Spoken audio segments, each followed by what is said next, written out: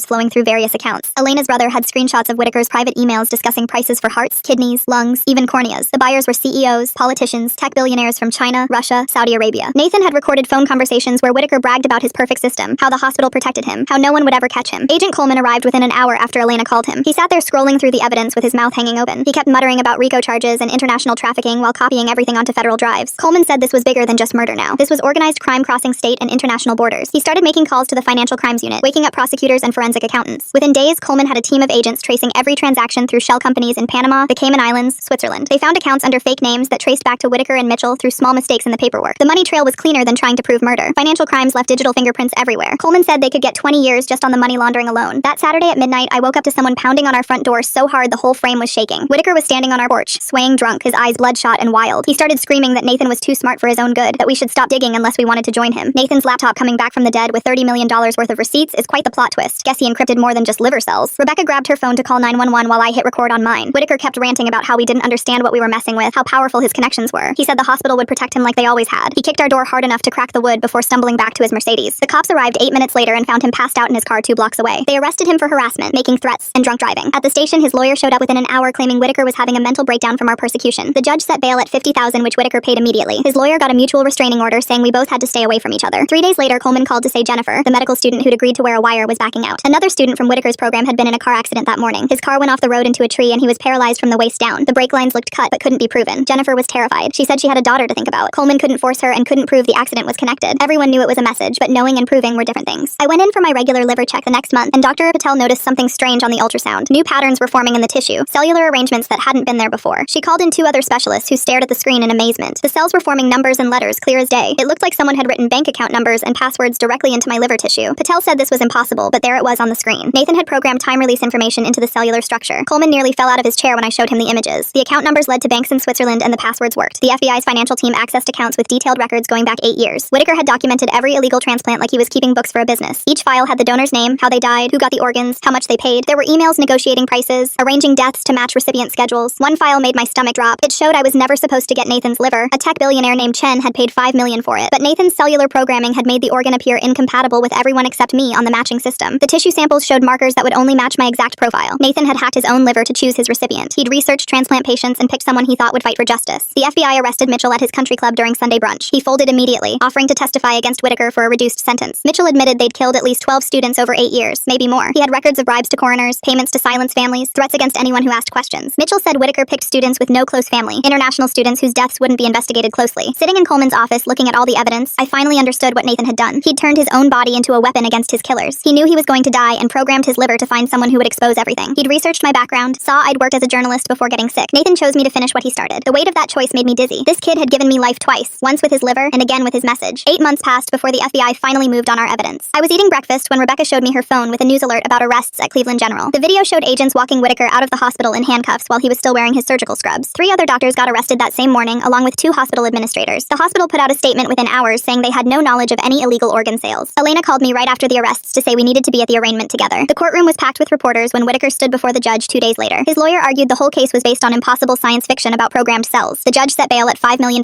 and Whitaker posted it within an hour. The prosecution started building their case by bringing in the country's top cellular biology experts. One professor from Johns Hopkins spent 3 hours explaining how Nathan's technique worked to encode information in living tissue. Another expert from Stanford called it biological genius that Nathan turned his own murder into evidence. The federal courthouse in downtown Cleveland became our second home over the next few weeks. Mitchell took the stand first and described exactly how the organ-selling network operated for over a decade. He explained how Whitaker would find brilliant medical students, steal their research, then arrange accidents to harvest their organs. Elena sat next to me crying as Mitchell described Nathan's final hours in detail. Rebecca and I testified the following week about finding the messages in my liver during the MRI. Whitaker's lawyer tried making us look crazy, asking if we believed in alien abductions or government conspiracies. The prosecutor showed the jury enlarged images of the actual liver cells spelling out, "Help me." 2 months into the trial, a young woman nobody recognized entered the courtroom to testify. She told the jury Whitaker had assaulted her and threatened to kill her if she ever spoke up. She played recordings she'd secretly made of Whitaker describing how he murdered Nathan while trying to scare her into silence. The prosecution's next piece of evidence made everyone in the courtroom gasp. They played a video Nathan recorded the night before his death explaining his cellular encoding process in detail. Nathan looked straight at the camera and said if anyone was watching this, Whitaker had killed him. He said the evidence was in his liver and asked whoever received it to find Marcus Williams. Whitaker's lawyer told him not to testify, but he took the stand anyway, too arrogant to stay quiet. He claimed Nathan was delusional, and the cellular patterns were just natural anomalies that meant nothing. Under cross-examination, he started talking about details of Nathan's surgery that only the killer would know. The defense brought their own experts who insisted cellular programming was impossible, but they fell apart under questioning. When asked to explain the mathematical precision of the patterns in my liver, they had no answers. One expert admitted on the stand that the defense paid him $500,000 for his testimony. During a recess near the end of the trial, I was walking past Whitaker in the hallway when I heard him talking. He told his lawyer that Nathan deserved what happened for being too clever for his own good. His lawyer reminded him people could hear them in the courthouse, and Whitaker just laughed. He said it didn't matter anymore because the jury would never believe cells could store messages. The next morning, both lawyers stood before the jury for closing arguments. The prosecutor held up photos of Nathan and 11 other victims, while describing how Whitaker had murdered brilliant young people to harvest their organs. She showed the jury Nathan's encoded liver cells on the big screen and explained how this genius had sacrificed himself to expose a killer. She walked them through each victim's suspicious death and the matching organ recipients who'd paid millions under the table. The defense attorney tried to paint Whitaker as a scapegoat for hospital failures and claimed the cellular patterns were just random formations. He said Nathan died from surgical complications, and any message was pure coincidence that desperate people were misinterpreting. The jury left to deliberate, and Rebecca, Elena, and I checked into a hotel across from the courthouse to wait. Elena pulled out photo albums and told us stories about Nathan growing up, how he taught himself programming at 8 years old. She showed us puzzles he'd created as a kid and science fair projects where he programmed bacteria to spell words. She said Nathan always believed science should help people and spent weekends volunteering at free clinics. Rebecca held my hand as Elena described finding Nathan's body at the hospital and knowing something was wrong. We ordered room service, but nobody could eat much while waiting for the verdict. 3 days passed with the jury still deliberating, and we took turns pacing the hotel room. On the third evening, the court clerk called to say the jury had reached a verdict. We rushed back to the packed courtroom where victims' families filled every seat. The judge asked the jury foreman to read the verdict, and my heart pounded as he stood up. Guilty on all 12 counts of murder, guilty on organ trafficking, guilty on conspiracy charges. The courtroom exploded with families crying and hugging while Whitaker sat completely still without any expression. Mitchell started sobbing at the defense table and had to be helped out by security guards. A month later, we returned for sentencing where 23 family members gave victim impact statements. A mother described her son's perfect health before his appendix surgery and the call saying he died from complications. A wife explained how her husband went in for gallbladder surgery and never came home despite being a marathon runner. Parents showed photos of their brilliant children who'd mysteriously died during routine procedures at Whitaker's hospital. Whitaker showing up drunk at their door feels too convenient, like someone that careful suddenly loses all control. The timing of that student's car accident right when Jennifer was about to wear a wire makes me wonder who else knows about this investigation besides Coleman's team. I stood up and read the statement Nathan had encoded in smaller cellular patterns we'd found later in my liver. He'd written about seeing Whitaker inject something into patients and realizing he was choosing victims for their organs. He described encoding the message knowing it was his only chance to get justice from beyond the grave. The judge sentenced Whitaker to 12 consecutive life sentences without any possibility of parole. As guards led him him away in chains, Whitaker turned to look directly at me and mouthed the words, "Nathan won." It was the only time he'd ever admitted what really happened to Nathan and the others. The hospital immediately settled hundreds of lawsuits for $800 million while refusing to admit any wrongdoing. 6 administrators resigned, and the entire transplant program was placed under federal oversight for the next decade. Elena and I drove to the cemetery together on a sunny Tuesday morning, 6 weeks after the trial. She placed white roses on Nathan's headstone and thanked him for being brave enough to stop a monster. I promised Nathan I'd spend whatever years I had left making sure his story was told everywhere. I told him about the medical students learning about his cellular programming technique and how it would save lives. Dr. Patel got her license back and published Nathan's technique in the New England Journal of Medicine with him as lead author. She showed how cells could be programmed to store complex information without damaging organ function, revolutionizing both data storage and forensic science. 3 more doctors from other hospitals were arrested when investigators found connections to Whitaker's organ trafficking network. Nathan's evidence became the key to exposing a nationwide conspiracy that had killed over 40 patients for their organs. Rebecca and I used our settlement money to create the Nathan Foundation for Medical Ethics. We funded oversight programs at teaching hospitals and helped families investigate suspicious medical deaths that had been ignored. The foundation's first grant went to Elena's research lab, where she was developing new ways to detect cellular programming in transplant organs. Every night, I'd wake up at 3 a.m. drenched in sweat, feeling Nathan's words burning inside my liver like they were still being written. Rebecca would wrap her arms around me and whisper that we'd given him justice while I shook against her chest. The nightmares got so bad I started sleeping in the guest room to avoid waking her every night. Jennifer called us 2 months later from her first day at medical school, crying as she told us how she'd stood up in ethics class and shared what Whitaker had done to her family. She started volunteering at our foundation on weekends, helping other families navigate the medical system and spot warning signs we'd all missed. The documentary crew spent 3 days in our living room filming interviews, then flew to interview Elena and 12 other families whose loved ones had died under Whitaker's care. When it aired on national television 6 months later, Whitaker's former colleagues finally broke their silence about the signs they'd ignored for years. One surgeon admitted he'd noticed unusual death patterns, but never reported them because Whitaker brought millions in grants to the hospital. The medical board held emergency sessions for 3 weeks straight before announcing new oversight requirements they called Nathan's Law. Every transplant program would now require mandatory second opinions and external reviews, ending the era of solo decision-making that had let Whitaker operate unchecked. Elena called me sobbing one afternoon after finding a hidden file in Nathan's old laptop labeled, "If you're reading this." Inside was a document dated 2 days before his surgery, where Nathan wrote that if someone was reading this, he was gone. But ideas don't die and justice doesn't die, thanking whoever was listening when he couldn't speak. The news about Mitchell came through Detective Torres, who called to tell me another inmate had attacked him in the federal prison shower with a makeshift knife. The attacker's son had died during routine surgery at Mitchell's hospital 5 years ago under suspicious circumstances. Mitchell survived, but the blade severed his spinal cord, leaving him paralyzed from the waist down and confined to a wheelchair for life. The FBI agent handling Whitaker's financial crimes discovered he'd been moving money to cryptocurrency accounts for months before his arrest. They found plane tickets to Thailand dated for 3 days after Nathan's message appeared on my scan, meaning Nathan's evidence had stopped his escape by less than 72 hours. The medical ethics board wanted to preserve some of Nathan's encoded cells for their permanent archives as proof of what had happened. I went in for the biopsy on a Tuesday morning, watching them extract a tiny piece of my liver containing Nathan's message, while tears ran down my face. The procedure took 20 minutes, but I sat in the recovery room for 2 hours, unable to stop thinking about how I was literally giving part of Nathan to history. Rebecca picked me up afterward and held my hand the whole drive home before telling me she was pregnant. After everything we'd been through, creating new life felt like the universe giving us something back, and we decided right there that if it was a boy, we'd name him Nathan. 3 weeks later, during my regular follow-up scan, Dr. Patel called in 2 other specialists to look at the monitor. The cellular messages were changing on their own, Nathan's final program activating as new words slowly formed beneath the original "help me" message. Over the next hour, we watched the cells rearrange themselves to spell out, "Thank you, Marcus, I'm free now," before the encoding began breaking down. Dr. Patel explained that Nathan must have programmed the cells to self-destruct after delivering their final message, ensuring no trace would remain once justice was served. 3 weeks after the trial ended, we held a memorial service at the cathedral downtown for everyone Whitaker had killed. Over 400 people showed up, including dozens of medical students from the university who stood in the back holding candles. The dean of the medical school gave a speech about how the entire medical community had failed these families by protecting one of their own instead of protecting patients. Elena sat in the front row with 20 other families who'd lost someone to Whitaker's organ harvesting scheme. After the service, she started meeting with them every Tuesday at the community center, creating a support group where they could share their stories and help each other heal. She told me later that helping these families gave her brother's death meaning, that Nathan would have wanted something good to come from all this pain. Meanwhile, the cellular messages in my liver were slowly breaking down exactly as Nathan had programmed them to do. Dr. Patel ran scans every 2 weeks to monitor the process, watching as the encoded cells gradually returned to normal tissue. By the 4th month after the trial, the last traces of the message had completely faded, leaving behind perfectly healthy liver cells that functioned exactly as they should. Nathan had made sure his final gift would last, that the organ he'd given me would keep working long after his message had served its purpose. Rebecca went back to teaching 3rd grade while I returned to my accounting job, but we weren't the same people anymore. We questioned doctors more, asked for second opinions, made sure we understood every procedure before agreeing to anything. 6 months after the trial, our son was born healthy and perfect, 10 fingers and 10 toes, and a strong set of lungs he used to announce his arrival. Elena drove up from Columbus to be there, and when we asked her to be his godmother, she cried and said Nathan would have loved being an uncle. I started volunteering at the hospital 2 days a week, sitting with transplant patients and making sure they knew their rights, understood their options, had someone to advocate for them if they needed it. The hallways where Whitaker once walked like he owned the place now had patient advocates in every department, people whose only job was to protect patients from doctors who might abuse their power. The foundation Elena created in Nathan's name raised $3 million in its first year to fund research into cellular programming for legitimate medical purposes. Scientists at Johns Hopkins used Nathan's technique to identify organs from trafficking victims, while researchers in Germany developed a way to mark donated organs that could help track them if they were ever stolen or sold illegally. The medical student who'd helped crack Nathan's code, Jennifer Park, graduated at the top of her class and chose to specialize in transplant medicine. She told the newspaper she wanted to restore faith in a field that that Whitaker had corrupted, that Nathan's story had shown her how important it was to have ethical doctors who put patients first. 2 years after finding that first message in my liver, I was sitting at my desk when I felt a strange warmth spread through my right side where Nathan's organ rested. Not pain or discomfort, just a gentle warmth like someone had placed a heating pad against my skin from the inside. Dr. Patel said it was probably nothing, maybe just increased blood flow from the coffee I'd been drinking, but I knew better. Some connections run deeper than medicine can explain. Some bonds survive even death. On our son's first birthday, we planted an oak tree in our backyard while Elena watched him take his wobbly first steps across the grass. She'd brought a small plaque that read, "For Nathan Rodriguez, whose truth could not be silenced," and we buried it next to the roots. That tree will grow tall and strong over the years, its roots spreading deep into the earth, a living reminder that some messages find a way to surface no matter how deep they're buried. Every spring when new leaves appear, I'll remember the man who saved my life twice, first with his liver, and then with his warning. Nathan's message had done what he intended, exposed a killer and saved future victims. But more than that, it had shown us that even in death, the truth has a way of making itself heard. Alright, time for me to clock out and let you soak in all this brilliance. Thanks for letting me be your commentary buddy today. Subscribe for more content like this.